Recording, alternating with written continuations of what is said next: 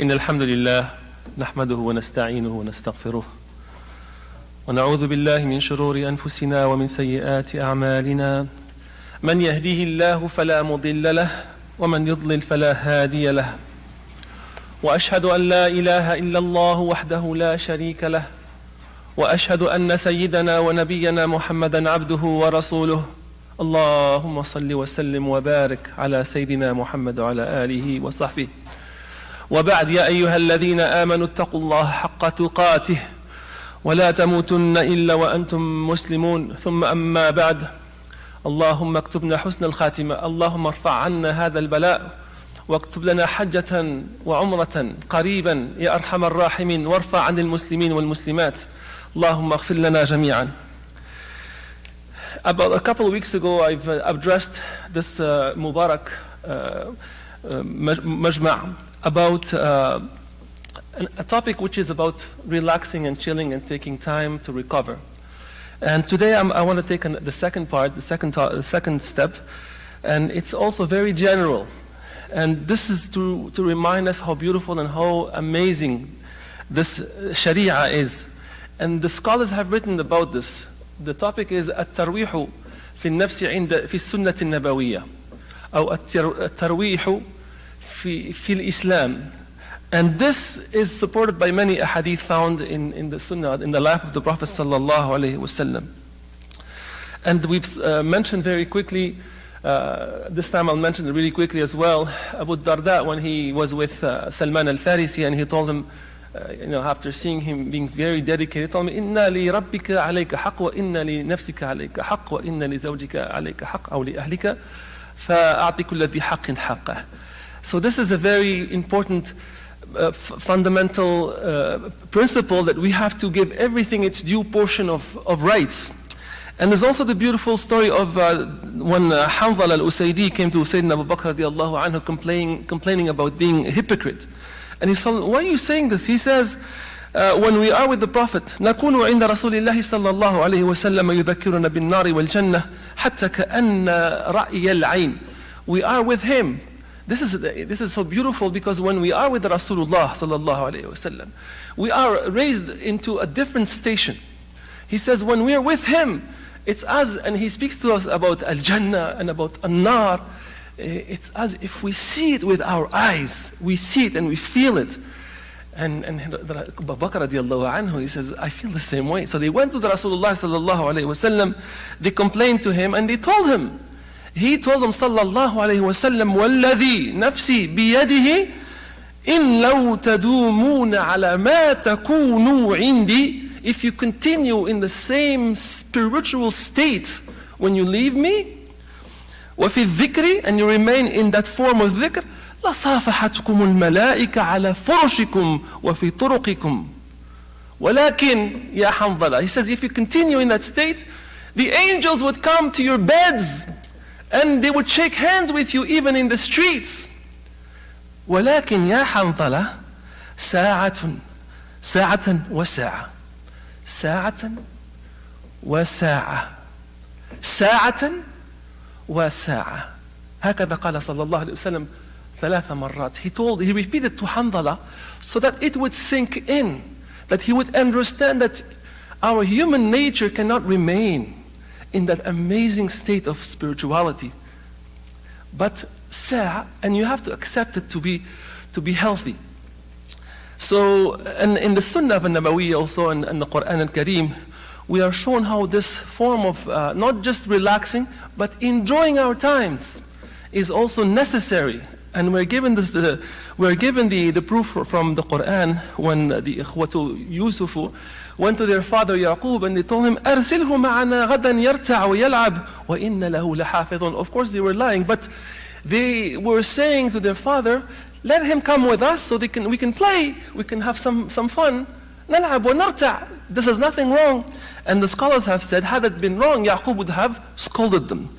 Al-Tahir ibn Ashur, this great scholar who lived a little over 100 years ago, he says, يقصد منه. The meaning here, the meaning of this verse, يقصد منه أو يقصد منه الاستجمام ودفع السآمة وهو مباح في كافة الشرائع إذ لم يصر دأبا.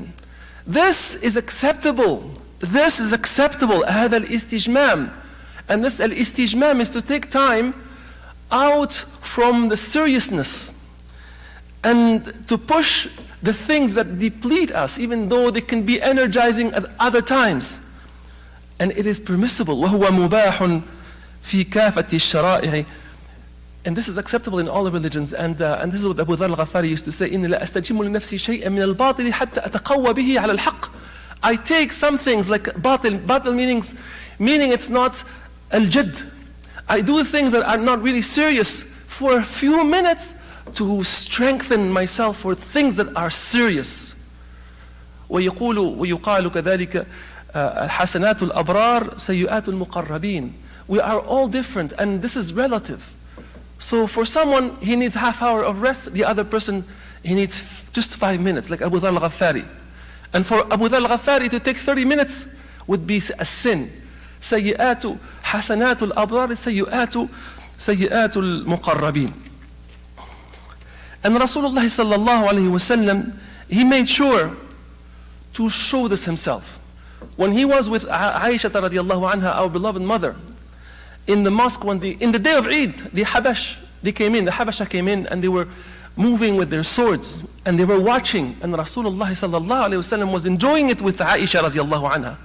And he said, at the end of one hadith in the riwayat of Ahmad, لِتَعْلَمَ يَهُودُ أَنَّ فِي دِينِنَا فُسْحَةً, so that the Jewish people in this city understand that in our religion there is a form of flexibility. إِنِّي أُرْسِلْتُ بِحَنِيفِيَّةٍ سَمْحَةٍ. This is the true religion. This religion is about balance. So we have to understand this to have a sense of balance in our life. But it all has to be, this balance between being serious and being easy, all has to be within the Sharia of Rasulullah sallallahu alayhi wa sallam. And it should not become our goal. And it should be always within the norms of the Sunnah. Allah says in the Quran, قُلْ إِنَّ صَلَاتِي وَنُسُكِي وَمَحْيَايَ وَمَمَاتِي لِلَّهِ رَبِّ الْعَالَمِينَ. Everything about my existence, my prayers, my death is for Allah only. Everything is for Him.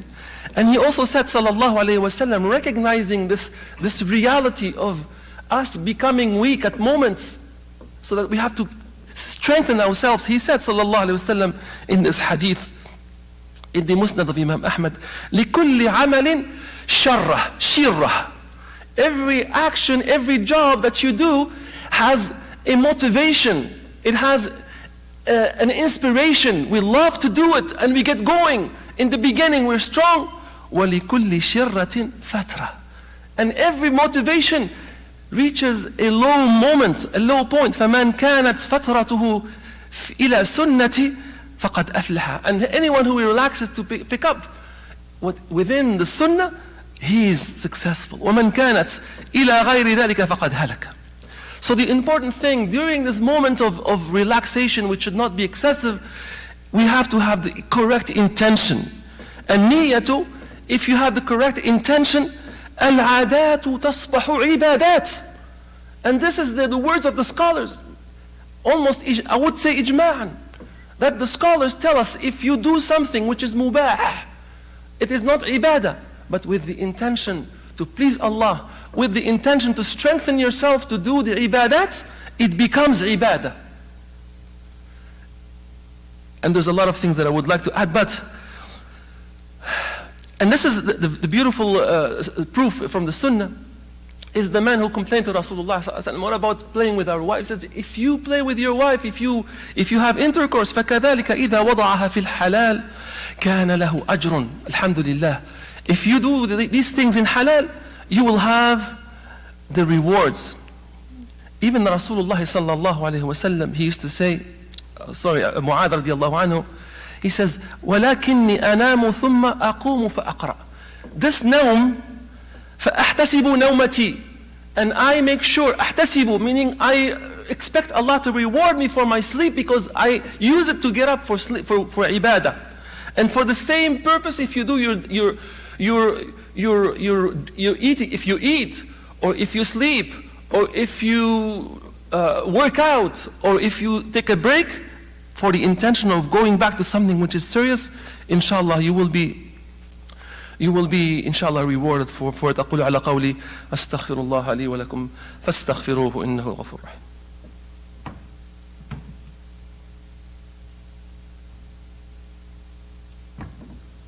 الحمد لله وصلى الله وسلم على سيدنا محمد وعلى آله وصحبه وسلم. In fact, just last night I've heard a very short clip from Imam al-Buti, rahmatullahi alayhi, and his heart was torn because of how Syria had become, how things had turned out in his country. And he said, one of the reasons is we used to remember Allah even in our free time. He says, when we used to go out fil istirahat, we would see the people in beautiful manners. And when the time of salah comes in, they would call the adhan and they would join in great numbers. This is how it was in those days, rahmatullah alayhi, and may Allah return the ummah to its right path.